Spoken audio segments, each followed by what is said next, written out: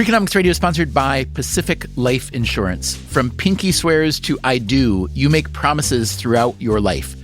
For nearly 160 years, Pacific Life has been helping you keep them by protecting those who matter most. Pacific Life, the power of a promise. Ask a financial professional how Pacific Life can help you create a more confident financial future. Pacific Life Insurance Company, Omaha, Nebraska, and in New York, Pacific Life and Annuity, Phoenix, Arizona.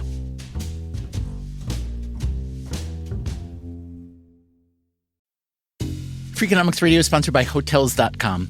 Hotels.com gives you access to hundreds of thousands of hotels worldwide. And when you join for free, you can save up to 20% instantly with member prices. Plus, every stay earns rewards. So when you book one trip, you're already lowering the cost of the next one. Hotels.com is simple, rewarding, and designed to help you get more out of every stay. Sign up for free and book today. Hotels.com. It's all in the name.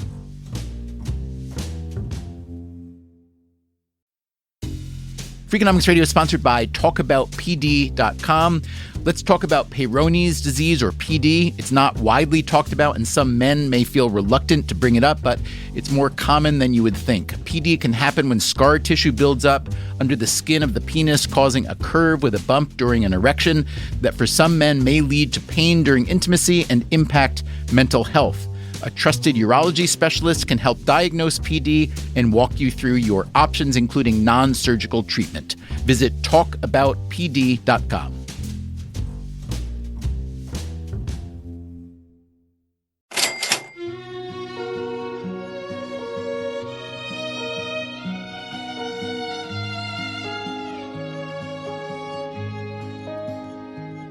This year's presidential campaign has been pretty high profile, so of course you know which candidates are still in the running, right? I am your voice. Yeah, you know that guy. Don't believe anyone who says, I alone can fix it. Sure, you know her too. But can you name this guy? I'm going to be the next president of the United States. That is Gary Johnson. And yes, he's still running.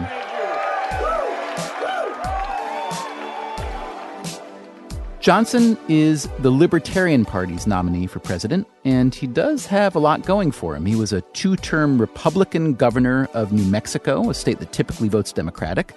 His vice presidential running mate, William Weld, can make the same claim, but from Massachusetts. Johnson, prior to politics, was a successful businessman, founding one of New Mexico's biggest construction companies. He's an accomplished athlete. He's got a lot of impressive attributes in an election year whose two main candidates haven't always been so impressive. Gary Johnson has just one big problem. Right now, 65% of Americans don't even know that I exist. Today on Freakonomics Radio, a conversation with Gary Johnson, and maybe we'll get his non-existent numbers down to 64%. We also try to figure out why libertarians haven't gained more traction.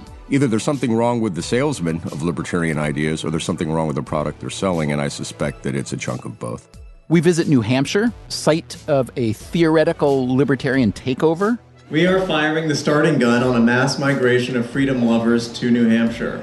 And Gary Johnson tells us what would happen in the very, very, very, very unlikely event that he is elected president. I would sign legislation that allowed for a self-direction of Social Security funds. I do advocate abolishing the Department of Education, Department of Commerce, Department of Housing and Urban Development, abolish income tax and corporate tax, and replace all of it with one federal consumption tax. But remember, very, very, very, very unlikely.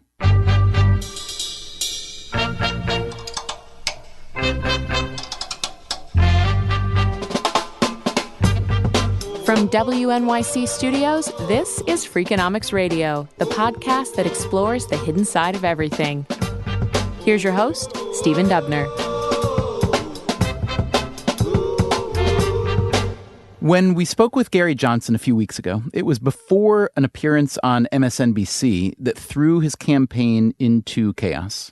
What would you do if you were elected about Aleppo? And what is Aleppo?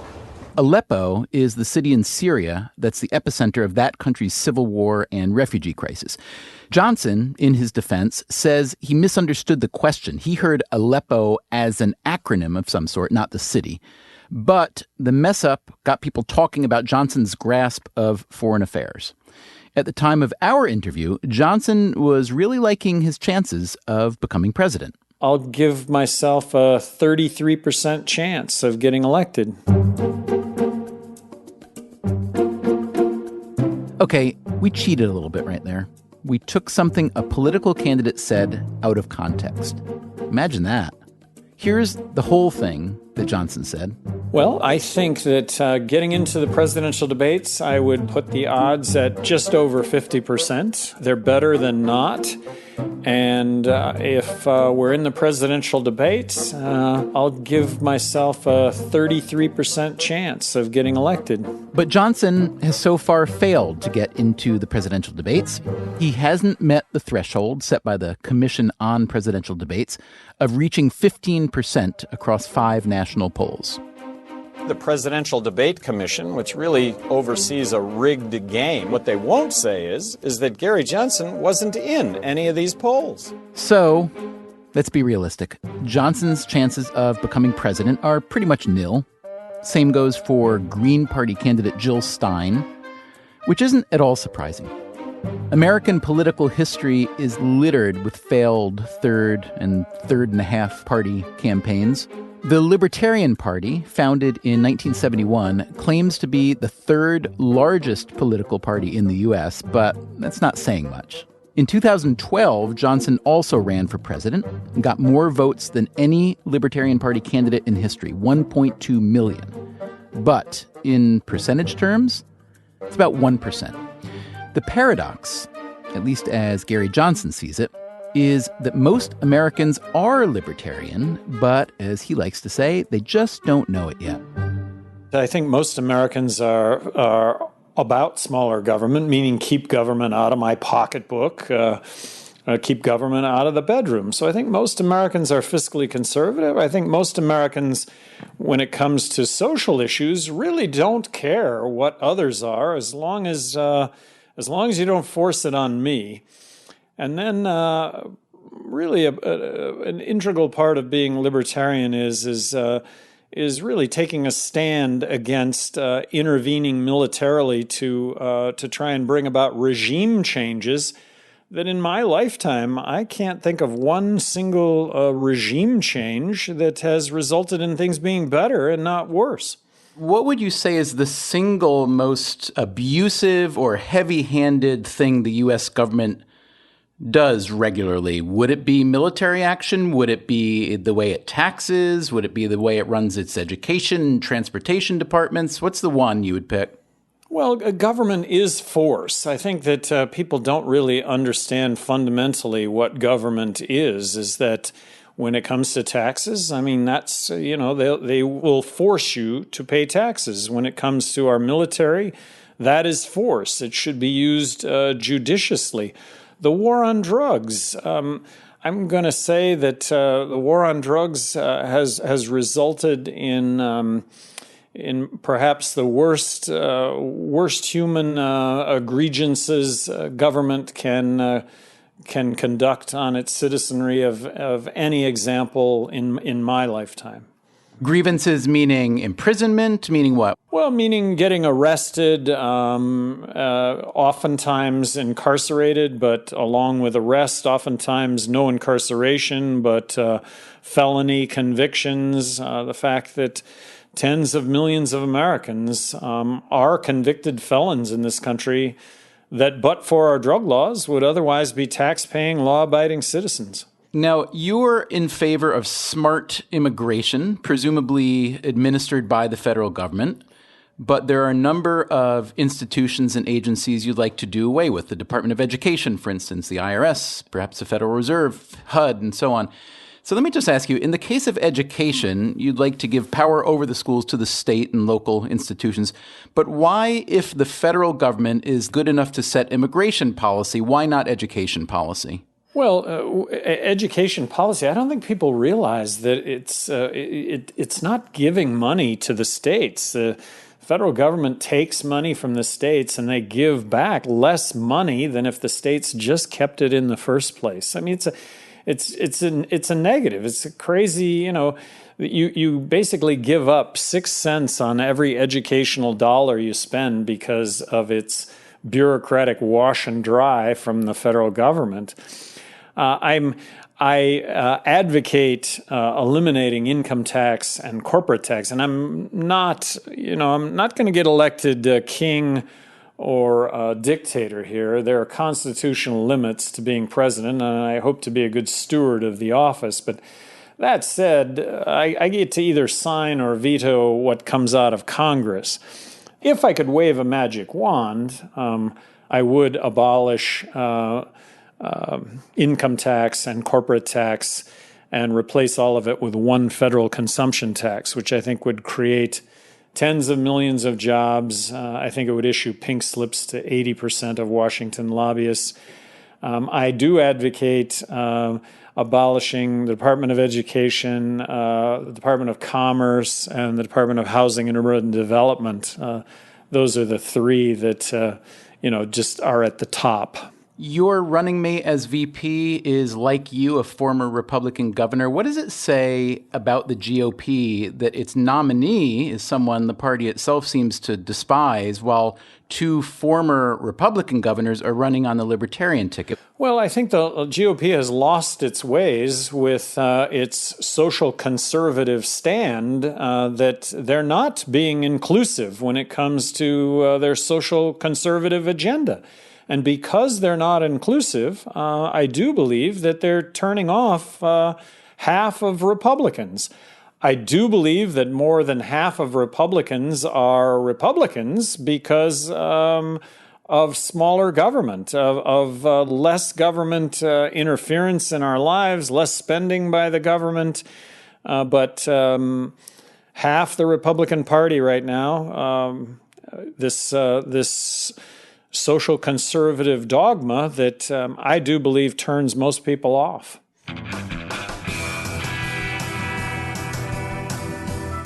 As much as the Republican Party may turn off some potentially like-minded voters, the same could be said about the Libertarian Party. It has its share of misfits, ideologues, and, oddballs. At this year's convention, one candidate for party chairman, James Weeks, used his allotted time on stage to perform a striptease. To be fair, the audience didn't approve. Nor did it approve, however, when, during a debate, Gary Johnson said it's a good idea to require a driver's license for people who want to operate a motor vehicle. I'd like to see some competency exhibited by people before they drive.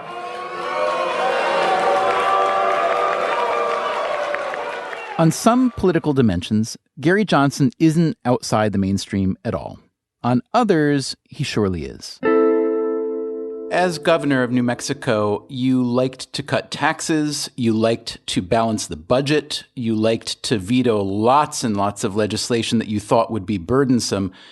What makes you think that that kind of behavior would make you a suitable candidate for the presidency? Because that's not the behavior that we typically associate, at least in recent history, with the presidency. Well, it really applies to both me and Bill Weld. What you're leaving out of that equation is that both of us got elected as Republicans in heavily Democrat states. And you would think that my having vetoed that much legislation that I would have gotten ridden out on a rail, when in fact I got reelected by a bigger margin the second time than the first time, and the same applied to Bill Weld. So I really do think that if Trump or if Clinton get elected, I think things are going to be more polarized than ever. I don't think anything will get done, as opposed to, arguably, two former Republican governors as Libertarians get elected that are going to hire Republicans, Democrats, Libertarians, bipartisan administration, and kind of be able to stand back and challenge both sides to come to the middle to address the issues that do face the country. I'm making the argument that third scenario might just work. And I guess this is what you mean when you say that most Americans are libertarians, but they just don't know it yet. Would you consider that to some degree a failure of, I don't know what to call it, branding by the Libertarian Party or the Libertarian movement? No, I think really that it is a function of the two-party system and just how exclusive it is, and just, I mean, right now, 65% of Americans don't even know that I exist. And if they did, I think most of them would actually self-identify as libertarians. So not an issue of branding as much as attention. And clearly the Libertarian Party right now is growing leaps and bounds because of the attention. And of course, that has to do with arguably the two most polarizing figures of all time and space in American politics. Talk for just a moment about what happens to Social Security benefits when the beneficiary dies and what you might do about that. Well, so first of all, I am not, I'm advocating that we reform Social Security, and I'm not advocating cutting Social Security. But there does need to be some reform to Social Security. One would be to raise the retirement age. Another, that you could have a very fair means testing. Should you get back more money than what you paid into Social Security given a certain level of income? If you were to privatize Social Security, and I'm back to king and dictator and president, so I just get to sign legislation that might be able to change this, but I would sign legislation that allowed for a self-direction of Social Security funds. If you were to do that, you would actually be able to retain those funds and be able to pass them on to your heirs, something that currently does not exist with Social Security. Social Security, if you die at a young age, the government gets whatever it is that you paid into that, and it's just one of those untold middle class, lower class. This is one of the biggest assets that a person has when they retire, and if they die at a young age, they can't pass that asset on to their heirs. I'd love to see some actuarial study or some legislation that might remedy that also, allowing families to get ahead after you die. Yeah, wouldn't you rather just have that money privatized from the outset? Well, I don't think Congress, being reality-based, and if that legislation were to get to my desk, yes, I think that would be a big improvement, but I don't think that legislation is going to ever get to my desk. Okay, as a reality-based human who sounds pretty sane to me, from what I can tell, what is the one piece of legislation that if you're not dependent on anyone else, that if you were to be the president as king or the king as president, that you could, with the stroke of a pen, actually enact one piece of magical legislation? What would that one be? It would be a balanced budget. I think we are headed to a fiscal cliff unless we address the entitlements, Medicaid and Medicare. As I mentioned earlier, Social Security, imminently fixable, but reform to go along with that. And, of course, you can't balance the federal budget if you're not going to reduce military spending. And the Pentagon itself says that 20% of U.S. bases could be eliminated, and yet there's not the political will to go along with that. So balancing the federal budget, I think, has very long-term positive impact on the economy, jobs, wealth in this country going forward. Do you find yourself attracted in whole or in part to Gary Johnson's positions? If so, you are not alone, not quite at least. At this moment, the political forecasting website 538.com projects the Libertarian ticket getting just under 9% of the popular vote, which would be the best third-party or independent showing since Ross Perot got 19% in 1992. And A 9% showing would be 9 times better than Johnson's last campaign 4 years ago. But even that would translate into 0.5% of the electoral vote. So, barring a cataclysm or a miracle, Gary Johnson is not going to be the next president of the United States. So, coming up on Freakonomics Radio, what's a libertarian supposed to do to find some political satisfaction? Maybe libertarians could try to have a libertarian state. And if you want to hear past Freakonomics Radio episodes about politics, you might start with a 2012 episode called We the Sheeple, or one from just a few weeks back called 10 Ideas to Make Politics Less Rotten. You can get all our podcasts for free at Freakonomics.com via iTunes, or if you're an Androider, with apps like Pocket Casts, Podcast Addict, or Stitcher. At Edward Jones, we believe rich isn't about having life all figured out. It's opening yourself to all the possibilities. That's why your dedicated financial advisor provides long-term planning built around you, meeting you where you are, and helping you get closer to where you want to be. So no matter where you're starting from, you can move forward with confidence. The key to being rich is knowing what counts. Let's find your rich. Edward Jones, member SIPC. Freakonomics Radio is sponsored by Everpure. Data is crucial to businesses, but managing it can create friction, risk, and manual work. Everpure transforms static data into a living system, intelligent, instantly accessible, secure, energy efficient, and ready to perform. Plus, there is zero downtime for upgrades and maintenance. Whether your data is in the cloud, on premises, or at the edge, Everpure makes data management so simple it feels like second nature. Tame your data chaos with Everpure. Visit everpuredata.com to learn more. Freakonomics Radio is sponsored by Southern New Hampshire University. The best investments are the ones you make in yourself, and no one knows that better than Southern New Hampshire University. With more than 200 online degree programs, no set class times, and low online tuition, Southern New Hampshire University is built to fit your life today and set you up for success tomorrow. Education is an investment. Why not make it a smart one? Apply for free at snhu.edu/Freakonomics.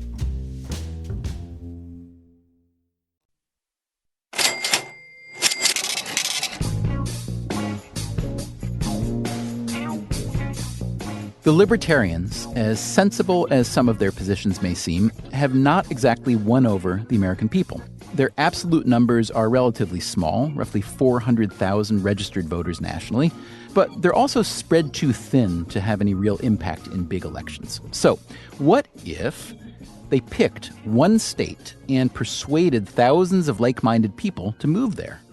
Even if they couldn't pull off a libertarian utopia, at least there'd be one state that's friendlier toward their ideas and where they might gain some political leverage. That is exactly what one group of libertarian-minded activists is trying to do. The state they've chosen? New Hampshire. State motto? Live free or die. We sent our senior producer, Christopher Worth, to visit.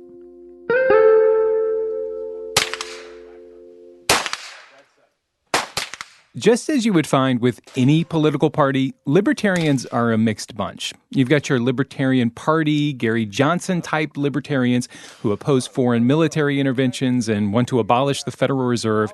And then you've got those who aren't members of the party or who don't even like being called libertarians, but do share a common cause in the advance of liberty. This is the anarcho-capitalist wing of the libertarianish movement, the folks who dream of a world with no government whatsoever. So it's basically a society where no one can have rule or authority over someone else. That's Raul Prado, a 26-year-old biology student from Los Angeles. He was learning to shoot a semi-automatic rifle at a firing range in a forest in northern New Hampshire.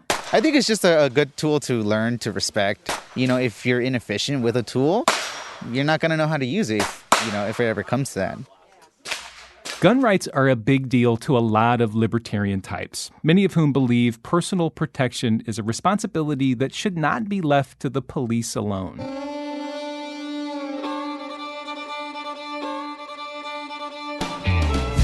Prado had come all the way to New Hampshire for what's known as PorcFest, or the Porcupine Freedom Festival. It's an annual week-long gathering of roughly 2,000 people at a camping ground in the mountains.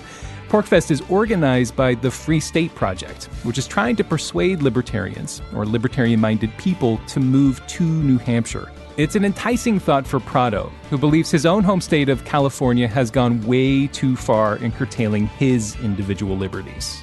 It's a nanny state. For example, in LA, they've outlawed plastic bags, and I believe that. I think if an individual wants to reuse, plastic bags, they should. I don't think some people in suits that I've never met should be able to decide what I think is best to store my goods. And so what's your plan now? My plan is to graduate and get my degree within 2 years and move over here and do some sort of teaching. And if not, open like a restaurant or something. Prado is a first-generation Mexican-American, and he says one thing he's noticed about New Hampshire is the lack of Hispanics and good Mexican restaurants. So I feel like I know how to make a pretty good dish or two, and I think it'd be a great place to, expose people to. You see your niche. Pretty much, yeah, because there's not a lot of minorities here, and I don't necessarily see that as a bad thing, but I see it as an opportunity.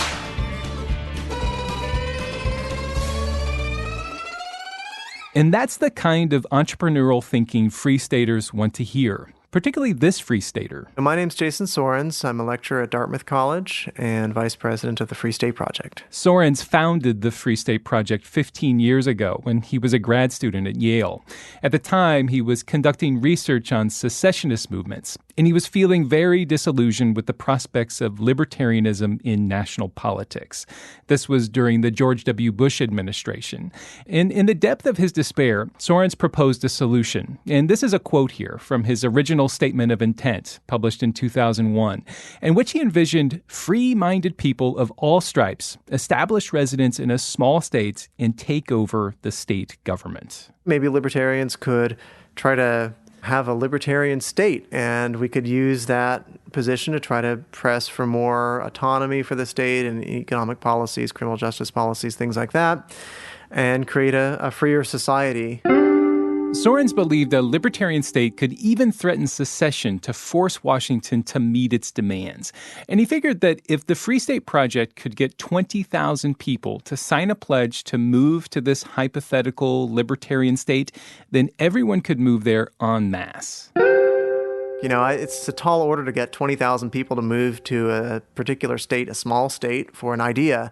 And I thought, well, probably it won't happen, but it's worth a try because nothing else is working.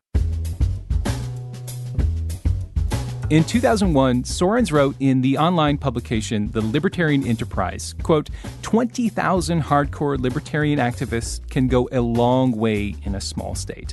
So he collaborated with other libertarians. They collected signatures and began casting about for a state suitable for this libertarian experiment. Even Gary Johnson got involved. When the Free State Project was in its formation, they came to New Mexico, and I made them a pitch as governor. But Free Staters ultimately chose New Hampshire. A, because it is small, just 1.3 million people spread out over a mere 9,000 or so square miles. And B, because the state already leans in a direction that's favorable to libertarian ideas. For example, while New Hampshireites do pay property taxes, the state has no income or sales tax. New Hampshire is distinct in that it combines fairly low taxes and a fairly modest level of economic regulation with a good bit of social toleration and personal freedom. There's no seatbelt law for adults. So it just has a lot of different characteristics that make it, a more libertarian state than a lot of other states, maybe more than any other state. The Free State Project also lists the fact that New Hampshire has few restrictions on firearms. In addition to the no seatbelt law, adult motorcyclists also aren't required to wear a helmet. And New Hampshire's state constitution doesn't have any specific prohibition on secession from the rest of the United States. These are all characteristics that libertarians like. And earlier this year, a decade and a half after the Free State Project was conceived, the organization finally announced its 20,000th signer. Here's Sorens at the Free State Project's press conference back in February. This is a great day in the history of human freedom. It sounds grandiose, but I really believe it's true. We are firing the starting gun on a mass migration of freedom lovers to New Hampshire. The plan now, Soren says, is to get those 20,000 Free Staters to actually move to New Hampshire and do it within the next 5 years. It'll be a tough lift, but we've got a lot more resources now that have been coming in, financial resources now that we've triggered the move. And we're going to keep getting people signed up because we know that not all of those 20,000 are going to move. So we're going to try to sign up 40,000 people so that we can expect 20,000 of those to move. And I think we can do it. Soren says a handful of wealthy individuals have recently joined the Free State cause. He wouldn't name them, but PorcFest is sponsored by the Charles Koch Institute and Americans for Prosperity. It's a political advocacy group funded by the Koch brothers, longtime supporters of libertarian and conservative causes. And not all Free Staters have waited for the 20,000th signer to make the move. Soren says nearly 2,000 people have already moved to New Hampshire over the past decade or so.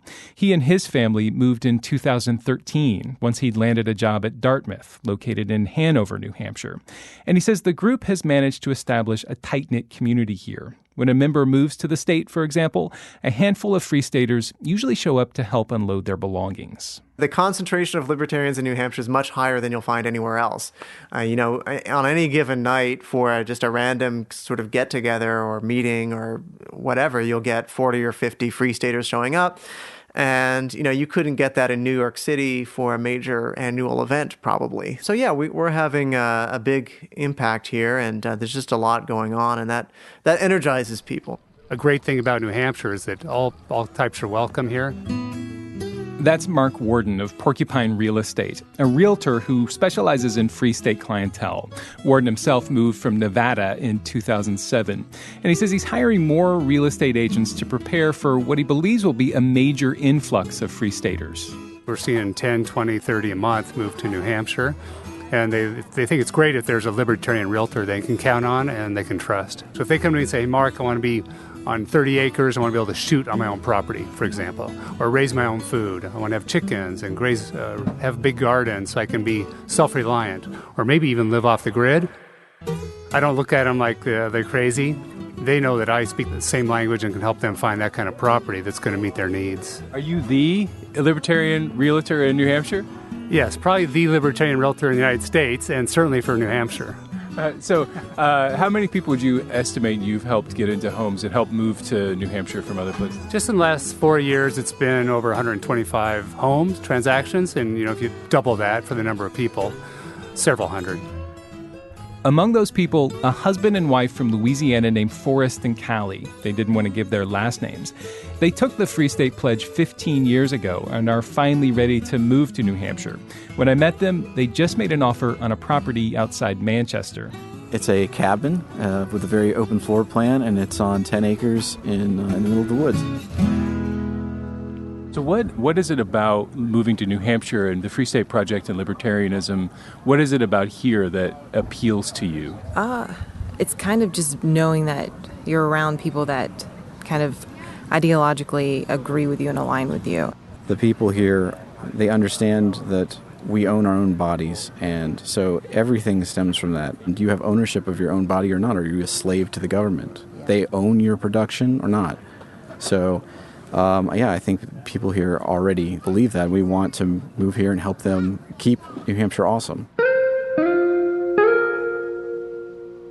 One big change in the Free State Project since it got underway 15 years ago, Jason Sorens and other members no longer talk about taking over New Hampshire state government, nor do they advocate secession, at least not openly. Sorens has grown more pragmatic, or maybe just more realistic. I really don't think we're going to end up with anything that looks like a pure libertarian utopia or anything like that. I just don't think that exists on Earth or ever could happen. That's just not the way societies work.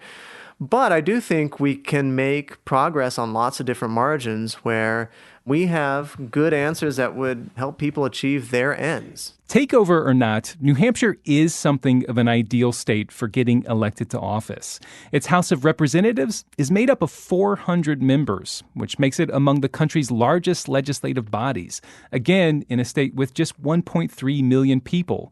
This means the barriers to entry in New Hampshire state politics are pretty low. The state house districts are very, very small. There's a state rep for every about 3,500 people. And so it's very easy to get elected if you put in the legwork. And state reps make $100 a year in New Hampshire, and state senators make $200 a year. So there's no professional political class, really. And right now, my understanding is that there are about 18 Free State Project movers who are in the State House. And in addition to that, there's a wider kind of libertarian caucus, so a sort of natives who are friendly to libertarian ideas, of about 80 legislators. So that's about 20% of the State House that is, roughly speaking, libertarian most of the time. One of those Free Staters running for office this year is Carla Garrick, who moved from New York in 2008. I am running for New Hampshire Senate in District 20. It happened sort of by accident, but I'm pretty excited about it. Garrick is up against a Democratic incumbent who's been in the Senate for 18 years. If elected, Garrick would try to limit police powers. She'd put an end to the purchase of armored police vehicles. She'd get rid of DUI checkpoints, which she believes are unconstitutional. For me, the bottom line is America is moving towards a totalitarian, authoritarian police state, and I don't want that to happen, or at least not in New Hampshire. And again, Garrick assures us this is not about taking over the state. I don't want to take over. I want to keep New Hampshire awesome. But not everyone believes the Free State Project has abandoned its plans for government domination or secession.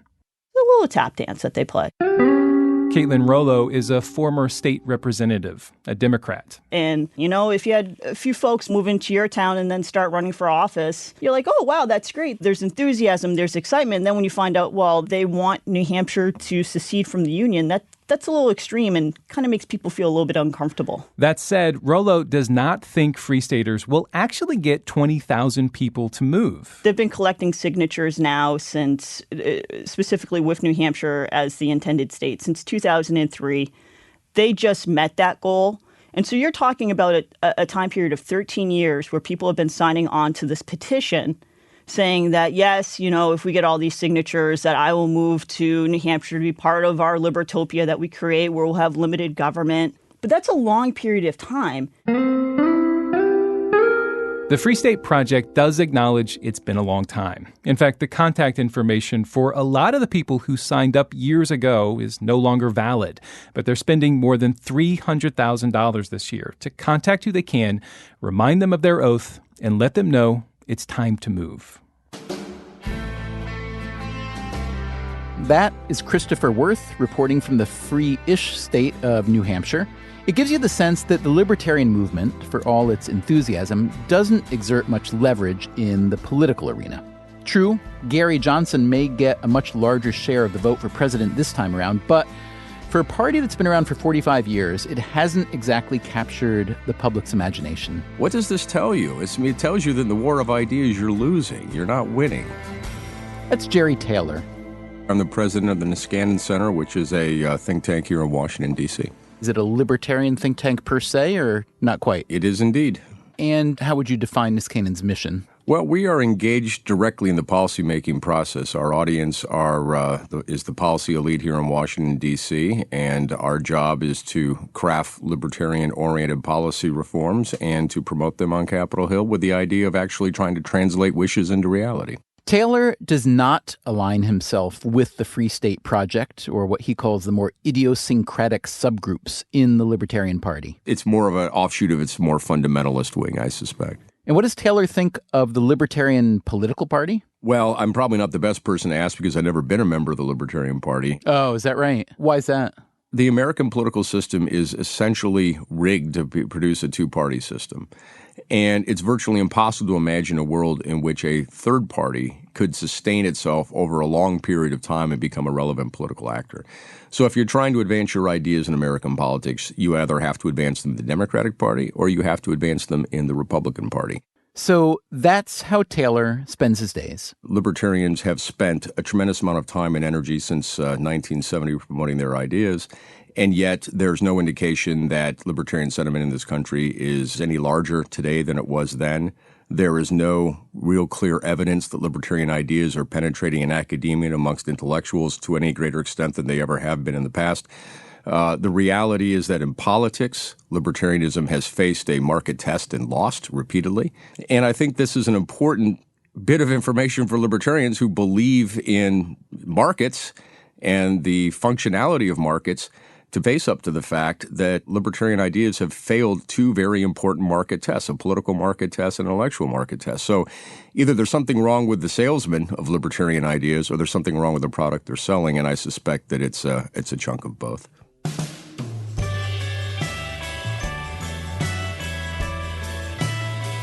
Consider, for example, the potential risks associated with climate change. We think that libertarians have gone down the wrong road on this issue. How you feel about the role of government or individual liberty has nothing to do with how you should feel about atmospheric physics. The reality is that the climate is changing. That change is being driven by industrial emissions, and that imposes risks. And this is a straight-up risk management exercise. And the best means of addressing this risk, in our opinion, is to price carbon and harness market actors and price signals to sort out when, where, and how to reduce emissions rather than have regulators and the EPA do that job.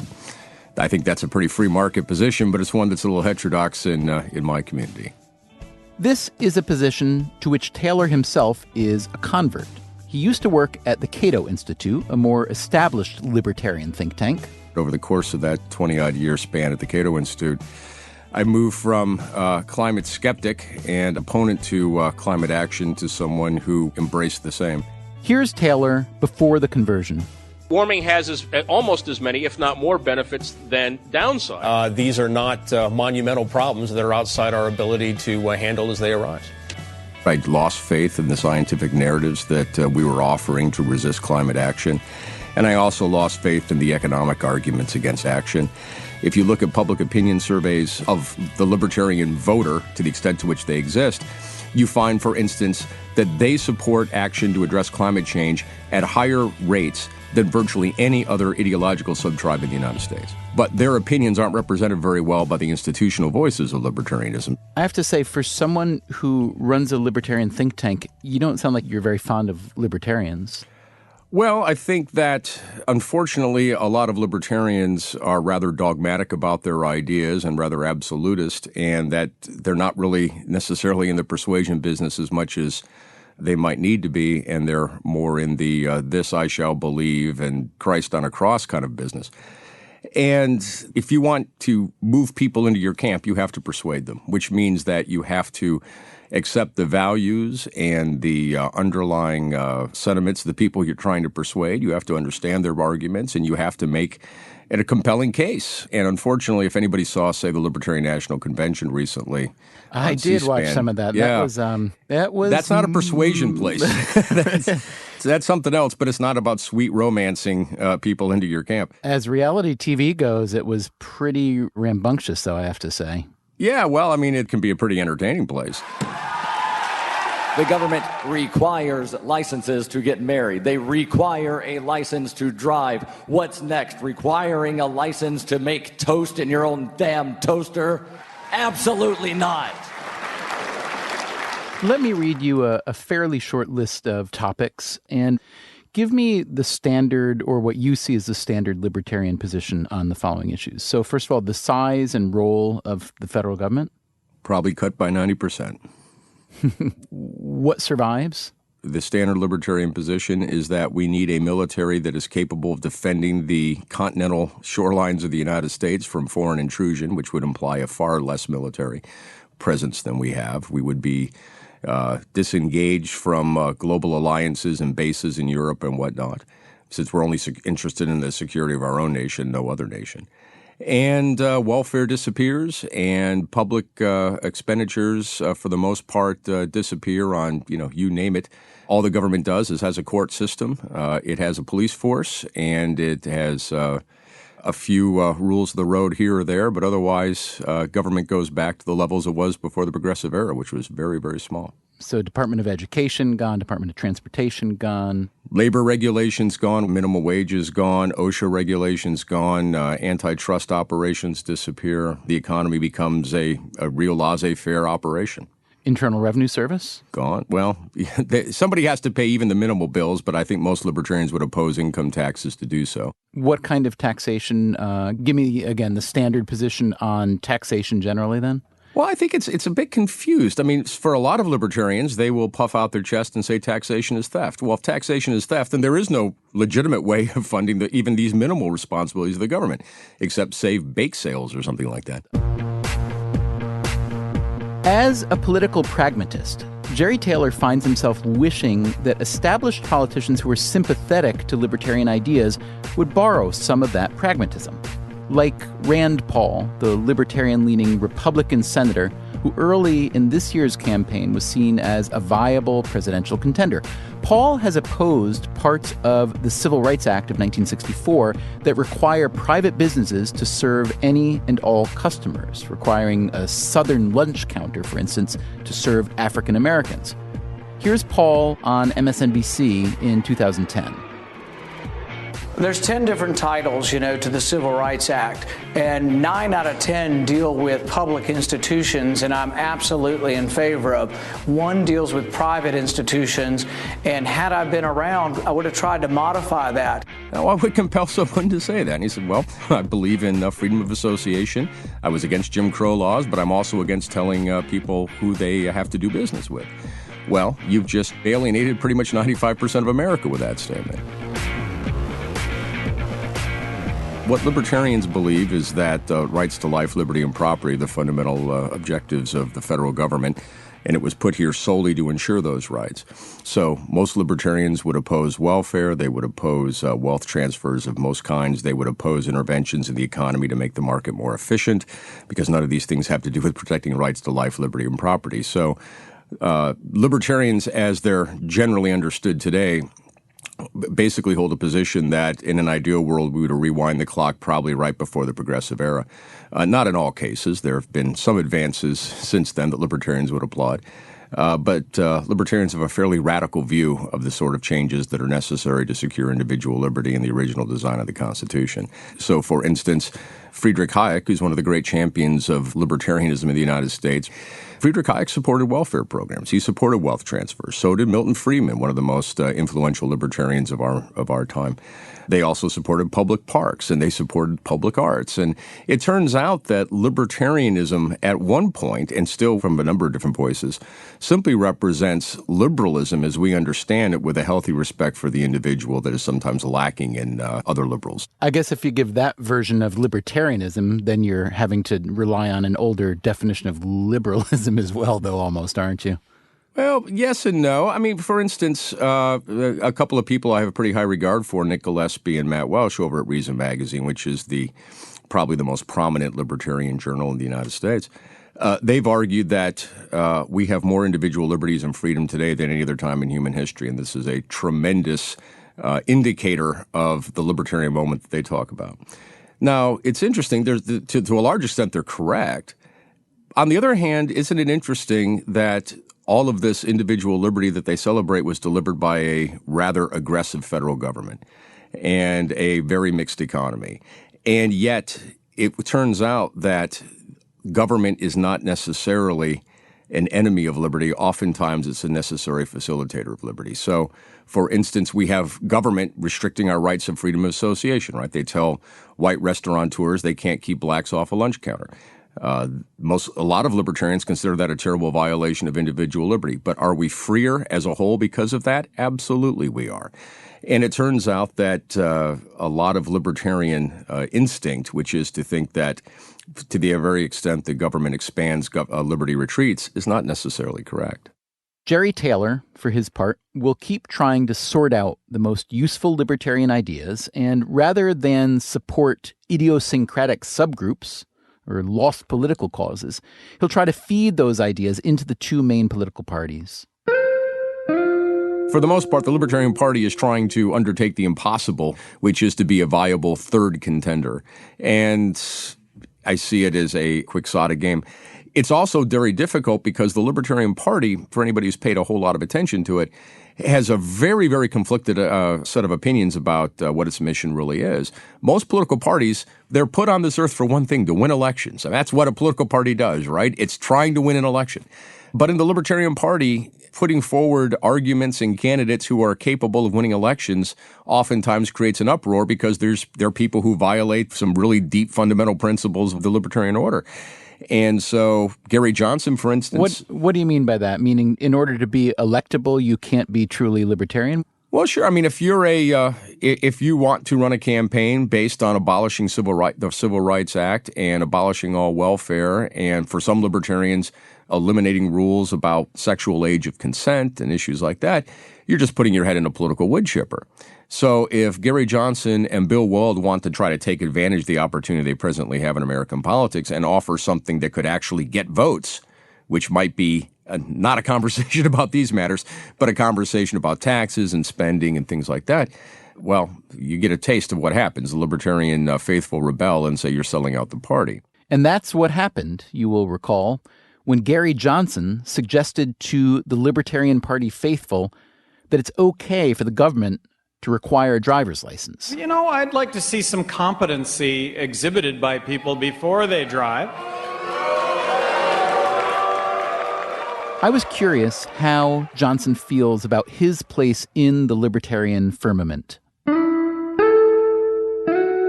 Now, let me ask you this. There are a lot of different kinds of libertarians, as you well know. Some of them are, we shall say, a little outrageous. The party convention this year where you were nominated was a bit of a freak show.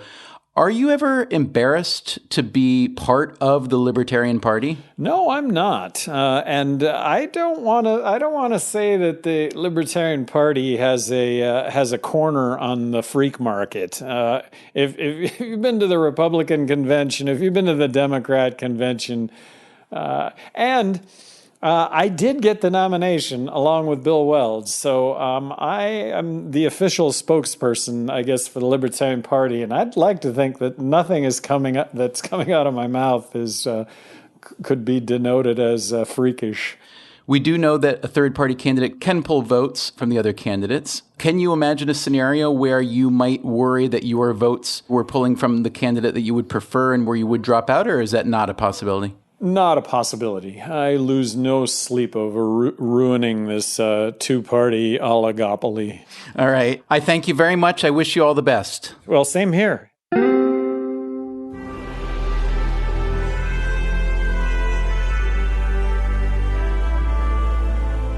Coming up next week on Freakonomics Radio, we follow up with something Gary Johnson spoke of in today's show. You know, I'm not going to get elected king or a dictator here. There are constitutional limits to being president. But what happens when presidents ignore those limits, which they do with astonishing regularity? Yeah, it's a huge deal, and interestingly, it's one that people often don't really understand. What would the founders think? The founders could not possibly have imagined that the president would become as powerful as he has. And aside from ego, why do presidents so often break the rules? The law actually prevents presidents from doing great things. That, in a nutshell, is the problem. Do you have to be a lawbreaker to be a good president? That's next time on Freakonomics Radio.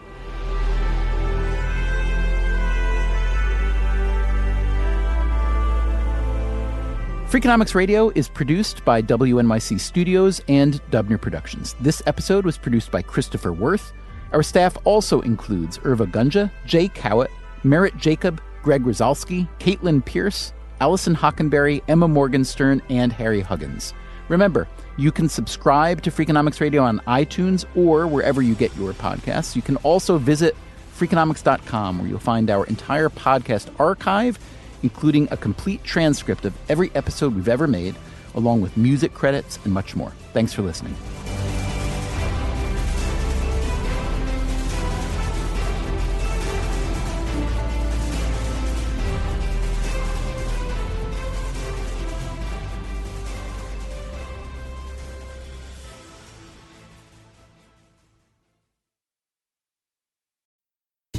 Freakonomics Radio is sponsored by Ozempic. Innovation happens through rethinking what's possible, and when it comes to GLP-1s, Ozempic pill does just that. Learn more about Ozempic semaglutide tablets, 4 and 9 milligrams, by calling 1-833-OZEMPIC or visit Ozempic.com to view the medication guide and ask your doctor what's possible with FDA-approved Ozempic pill. Hi, I'm Angie Hicks, co-founder of Angie. From roof repair to emergency plumbing and more, when you use Angie for your home projects, you know all your jobs will be done well. Angie, the one you trust to find the ones you trust. Find a pro for your project at Angie.com. Talk about regrets. We all know someone who's been in a car accident and said, I don't need to call a lawyer, only to regret it after their pain and damages were worse than expected. When someone hurts you, you deserve to be compensated fairly. Morgan & Morgan is America's largest injury law firm, fighting for the people for over 35 years. Injured? Visit forthepeople.com/podcast. That's forthepeople.com/podcast. Their fee is free unless they win.